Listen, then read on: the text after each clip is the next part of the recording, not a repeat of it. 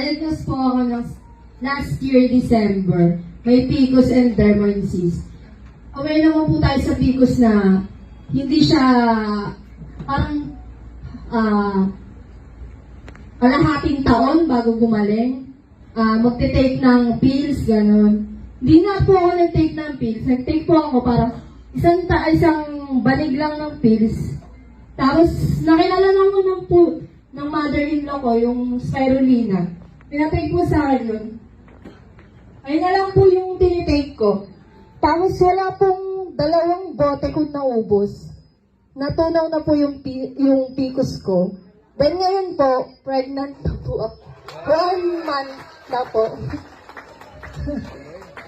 Ewan naman po tayo kasi sa pag may PCOS po tayo, parang ang dating po nun, mahirap po tayong magkaanak, gano'n. Ngayon po, pregnant po ako. Thank you po.